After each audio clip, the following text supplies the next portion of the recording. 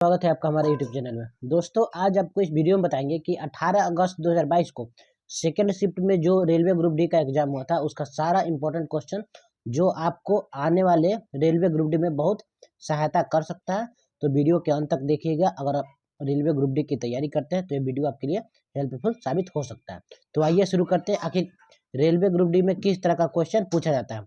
GK और GS के सारे क्वेश्चन यहाँ पर आपको हम बताने वाले हैं। वीडियो के अंत तक जरूर से जरूर देखिएगा। देखिए, सबसे पहला कौन सा क्वेश्चन पूछा गया था आपका 18 अगस्त का सेकंड शिफ्ट का क्वेश्चन है। ठीक है, जून 2022 तक इनमें से किस राज्य में पंचायती राज संस्था लागू नहीं था।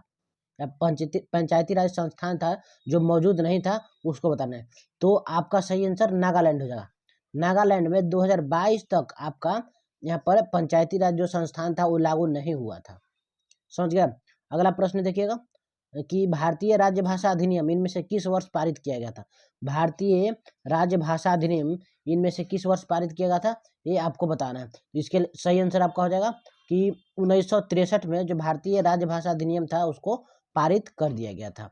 अगला प्रश्न देखिएगा, बिल्कुल इसी तरह के प्रश्न आपका रेलवे ग्रुप डी में पूछा गया था। इस तरह से चित्र वाले भी प्रश्न आपको दे देंगे, चित्र बना कर दे देगा और पूछेगा ए नंबर पे क्या होगा, बी नंबर पे क्या होगा, सी नंबर पे क्या होगा। इस तरह से पूरा डिटेल में पूछा था। एक बार चित्र वाला प्रश्न को भी आप ध्यान से देख लीजिएगा। तो इसमें ए नंबर में हो जाएगा, यहाँ पर उसमें बनाया गया है जो उत्सर्जन तंत्र का मूत्र का निर्माण, और बी नंबर में मूत्र को संग्रहण करने के लिए ले जाना। ये आपका यहाँ पर इसका आंसर हो जाएगा। यहाँ पर मूत्र का निर्माण होगा और यहाँ पर मूत्र को संग्रहण करने का स्थान हो जाएगा।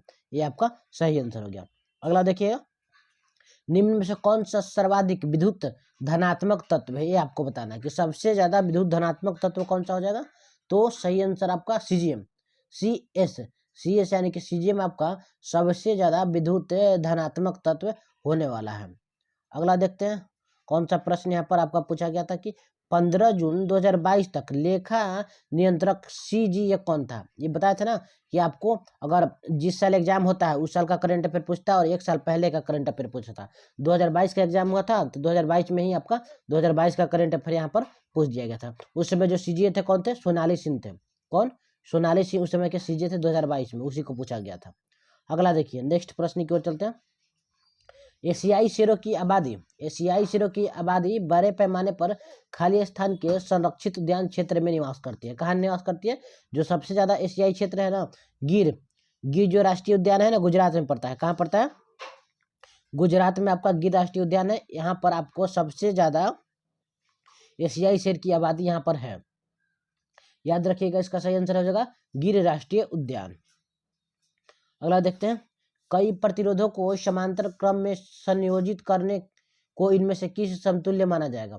चालक की अनुप्रस्थ काट के क्षेत्रफल में वृद्धि करना। अगर सारे प्रतिरोधों को एक साथ समांतर क्रम में अगर संयोजित करेंगे तो किसके समतुल्य हो जाएगा कि चालक के अनुप्रस्थ काट के जो क्षेत्रफल में वृद्धि करेंगे उसी के समतुल्य आपका सही आंसर यहाँ पर होने वाला है। बिल्कुल इसी तरह से बड़े बड़े ऑप्शन बेसिस यहाँ पर क्वेश्चन आपको, बस आपको क्वेश्चन को पढ़ने में ज्यादा टाइम यहाँ पर लग जाएगा। इस तरह से क्वेश्चन पूछा गया था। कौन सा अनुच्छेद जीवन और व्यक्तिगत स्वतंत्रता के संरक्षण से संबंधित है, ये आपको अनुच्छेद बताना है कि कौन सा अनुच्छेद है जो जीवन और व्यक्तिगत स्वतंत्रता से संबंधित है। तो आपका यहाँ पर सही आंसर हो जाएगा जो अनुच्छेद 21 है ना, अनुच्छेद 21। देखिए, अनुच्छेद 21 में आपको जीवन और व्यक्तिगत स्वतंत्रता का वर्णन किया गया है, इसीलिए अनुच्छेद 21 आपका सही आंसर हो जाएगा। अगला प्रश्न की ओर चलते हैं। औपनिवेशिक भारतीय आबादी का लगभग 85% भाग अर्थव्यवस्था में इनमें से किस क्षेत्र में है। तो आप सभी को पता होगा कि जो भारत में सबसे ज्यादा जो अर्थव्यवस्था हमारा है लगभग 85% वो कृषि पे आधारित है। किस पे आधारित है, किस क्षेत्र पे निर्भर करता है, वो कृषि के क्षेत्र पर 85% से ज्यादा का जो जनसंख्या है वो कृषि के आधार पे यहाँ पर व्यतीत करता है अपना जीवन यहाँ पर। अगला देखते हैं, नेक्स्ट प्रश्न की ओर चलते हैं। इनमें से किस राष्ट्र ने अतिथि राष्ट्र के रूप में हैदराबाद साहित्य महोत्सव 2022 में भाग लिया था। कौन सा राष्ट्र था जिसने अतिथि राष्ट्र के रूप में 2022 में जो हैदराबाद में साहित्य महोत्सव था उसमें भाग लिया था। जो यूके था ना, यूनाइटेड किंगडम, यूके देश आपका उसमें भाग लिया था 2022 का। एक करंट अफेयर पूछा गया था।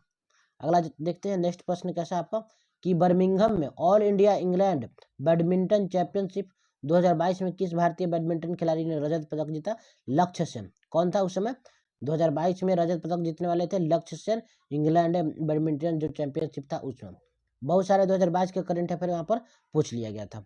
तो आप करंट अफेयर को मतलब जिस साल में एग्जाम होता है उसका करंट अफेयर अच्छे से क्लियर करके जाइएगा। नेक्स्ट प्रश्न देखते हैं कि लैंगिक जनन करने वाले एक जीव में गुणसूत्र की संख्या 2n बराबर 18 है। इसमें अलैंगिक गुणसूत्रों की संख्या कितनी होगी? तो इसमें इसके अनुसार आपका 16 हो जाएगा कि अलैंगिक गुणसूत्र कितना होगा? 16। समझ में आ रहा है? अगला प्रश्न देख लीजिए किस तरह का प्रश्न यहाँ पर पूछा गया था कि बंगाल में सामाजिक धार्मिक सुधारों के प्रणेता राजा राम मोहन राय द्वारा इनमें से किस संस्थान की स्थापना किया गया था? आत्मीय सभा जो है ना, आत्मीय सभा का जो स्थापना किया गया था राजा राम मोहन राय के द्वारा यहाँ पर बंगाल में किया गया था। कहाँ? बंगाल में राजा राम मोहन राय के द्वारा आत्मीय सभा का जो स्थापना किया गया था। अगला प्रश्न देखिए मार्च 2022 तक भारत के मुख्य चुनाव आयुक्त कौन थे? ये भी 22 का करंट अफेयर हो गया। उस समय सुशील चंद्रा थे मुख्य चुनाव आयुक्त। कौन थे? सुशील चंद्रा उस समय मुख्य चुनाव आयुक्त थे मार्च 2022 तक सुशील चंद्रा। अगला देखते हैं नेक्स्ट प्रश्न।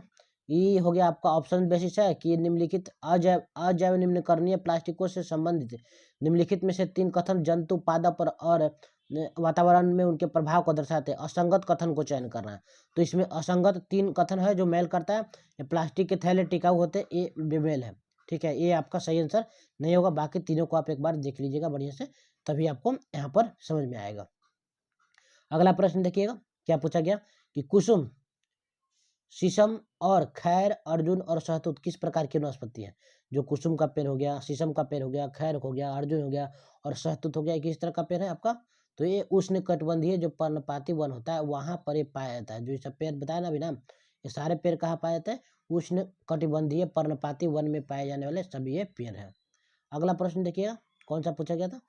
वर्ष 2021-22 में आयोजित फुटबॉल टूर्नामेंट संतोष ट्रॉफी के 75वें संस्करण की विजेता टीम का नाम बताना है। यानी कि जो 75 नंबर का जो संस्करण हुआ था संतोष ट्रॉफी का, कौन जीता था? तो इसको केरल ने जीत लिया था। किसने? केरल ने यहाँ पर इसको जीत लिया था। अगला देखिएगा कौन सा प्रश्न यहाँ पर पूछा गया। नीति आयोग राष्ट्रीय बहुआयामी निर्भरता सूचकांक 2021 के अनुसार भारत को इनमें से कौन सा राज्य है जो सबसे गरीब था? सबसे गरीब राज्य किसको यहाँ पर रखा गया है? तो आपका यहाँ पर सही आंसर हो जाएगा कि बिहार जो है उस समय सबसे नीति आयोग के जो रिपोर्ट आया था उसमें सबसे ज़्यादा गरीब यहाँ पर बिहार को रखा गया था। अगला प्रश्न देखिए बिल्कुल इसी तरह के 100% रियल प्रश्न आते हैं। कोई भी अपने से प्रश्न इसमें नहीं डाले, सारा का सारा प्रश्न यहाँ पर पूछा गया है। कब का? 18 अगस्त का। यहाँ से सेकेंड शिफ्ट का क्वेश्चन है, सेकेंड शिफ्ट का सारा क्वेश्चन है। खाली स्थान का रासायनिक नाम कैल्शियम सल्फेट डाइहाइड्रेट है। जो जिप्सम का जो है ना, जिप्सम जानते हैं ना, जिप्सम का यहाँ रासायनिक नाम दे दिया कि कैल्शियम सल्फेट डाइहाइड्रेट। अगला देखते हैं जिप्सम का रासायनिक नाम हो गया हो। नेक्स्ट, निम्न से कौन सा शहर मुगल साम्राज्य द्वारा नियोजित पहला शहर था? तो जो फतेहपुर सीकरी था ना, ये मुगल साम्राज्य के द्वारा नियोजित पहला शहर था, फतेहपुर सीकरी शहर था। समझ गए? अगला प्रश्न देख लीजिए। निम्न में से गलत कथन का पहचान करना है। तो गलत कथन आपको हो जाएगा 3 सही हो जाएगा। और ये चौथा कि परिनालिकाओं की बीजांड की ओर वृद्धि गुरुत्वाकर्षण की एक उदाहरण है। ठीक है, ये गलत बात है, आपका नहीं होगा। बाकी तीनों सही हो जाएगा। उसको अच्छे से एक बार ध्यान से देखिएगा। अगला प्रश्न देखिए, लेंस द्वारा उत्पन्न आवर्धन किसके बराबर होता है? यानी कि आवर्धन का फॉर्मूला पूछ दिया यहाँ पर कि आवर्धन बराबर क्या होता है? तो V/U होता है। लेंस द्वारा जो आवर्धन उत्पन्न होता है उसका फॉर्मूला क्या होता है? V/U होता है। इसको याद रखिएगा। इस सूत्र आपका फिजिक्स है, बार बार रिपीट होने वाले ये सारे सवाल हैं। एक गोलीय दर्पण एक सीधा तथा छोटा प्रतिबिंब निर्मित करता है। गोलीय दर्पण के बारे में सही कथन ज्ञात करना है कि गोलीय दर्पण आखिर मतलब क्या है, इसके बारे में सही कथन आपको बताना है। तो यहाँ पर आपका सही आंसर हो जाएगा जो ऑप्शन नंबर बी है और सी है कि दर्पण एक आभासी प्रतिबिंब निर्मित करता है।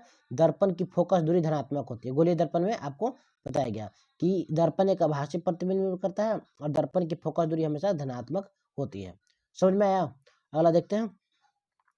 किसी तारे की स्थिति में थोड़ा थोड़ा परिवर्तन होता प्रतीत होता है, इसका क्या कारण? कोई भी तारा होता है तो थोड़ा थोड़ा उसका जो स्थिति उसमें परिवर्तन होता है। इसका कारण क्या है? क्योंकि वायुमंडल की जो भौतिक स्थितियां हमेशा बदलती रहती है। इसी कारण से तारा का जो स्थिति ऊपर दिखता है वो भी हमेशा आपको बदलते हुए दिखाई पड़ता है। अगला प्रश्न की ओर चलते हैं। देखिए, निम्न में से किस समूह के सभी यौगिक समान समजातीय श्रेणी से संबंधित है? तो C3H8 हो गया, C4H10 हो गया, C5H12 हो गया, ठीक है। CnH2n आप +2 फार्मूला से इसको निकाल लीजिएगा, ये आपका एल्केन का फार्मूला पे सारा का सारा इस पे आधारित है। अगला प्रश्न देख लीजिएगा, देश का पहला व्यावसायिक स्तर पर बायोमास आधारित हाइड्रोजन संयंत्र मध्य प्रदेश के किस जिले में? तो मध्य प्रदेश का जो खंडवा जिला, उसमें आपका देश का पहला व्यावसायिक स्तर पर बायोमास से आधारित हाइड्रोजन जो संयंत्र था वहां पर आपका लगाया गया था, खंडवा में। कहाँ? खंडवा में। अगला देखते हैं कि आय में 1 इकाई वृद्धि के परिणाम स्वरूप प्रत्याशित खपत में वृद्धि की दर क्या कहलाती है? कि आय में 1 इकाई की वृद्धि के परिणाम स्वरूप प्रत्याशित जो खपत होता है ना, उसको क्या बोलते हैं? उसको आप सीमांत उपभोग प्रवृत्ति बोल सकते हैं। क्या बोलते हैं उसको?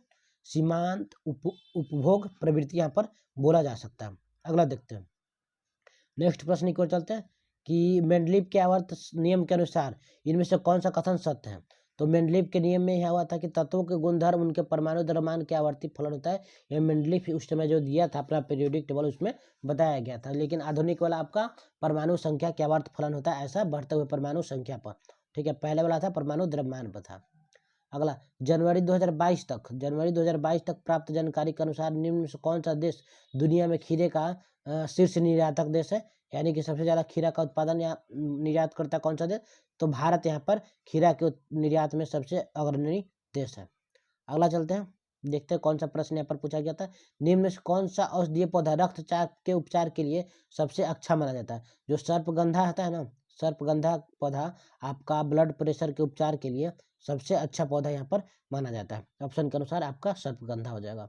अगला प्रश्न देखते हैं, एक प्रकाशिक उपकरण वाई की फोकस दूरी धनात्मक है, वाई क्या है? अगर फोकस दूरी अगर जिसका धनात्मक होगा, या तो उत्तल लेंस होगा, या तो उत्तल लेंस होगा, या तो वो उत्तल दर्पण होगा। फोकस दूरी जिसका धनात्मक है, उत्तल लेंस या उत्तल दर्पण हो सकता है। अवतल लेंस या अवतल दर्पण का ऋणात्मक होता है जो फोकस दूरी होता है। कास्टिक सोडा का उपयोग बताना है आपको कि कास्टिक सोडा का उपयोग सामान्यतः इनमें से किसमें नहीं किया जाता है?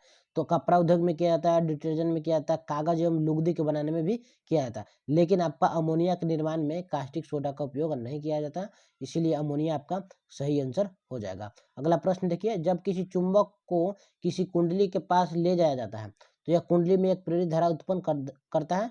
धारा के परिमाण बढ़ाने के लिए इनमें से किस विधि का उपयोग किया जाता है? ये आपका यहाँ पर पूछा गया है। तो सही आंसर आपका 1 और 2 यहाँ पर दोनों हो जाएगा। कुंडली में फेरों की संख्या में वृद्धि करना और चुंबक की गति में वृद्धि करना, इससे आपको इस विधि का उपयोग करके आप यहाँ पर उसका जो परिणाम है बढ़ाने के लिए आप कर सकते हैं। इसी तरह से बिल्कुल रेलवे ग्रुप डी का जो भी क्वेश्चन होता है पूछा जाता है, ऑप्शन बेसिस होता है। आपका सारा का सारा टाइम है ना, जो आपको क्वेश्चन पढ़ने में चला जाता है। अगर प्रैक्टिस करके नहीं जाते हैं आप, तब फिर आपको समस्या का सामना करना पड़ सकता है। इसीलिए वीडियो को अच्छे से 1-2 बार देख लीजिए, और बहुत सारे क्वेश्चन ऐसे होंगे जो आपको बार बार रिपीट होंगे।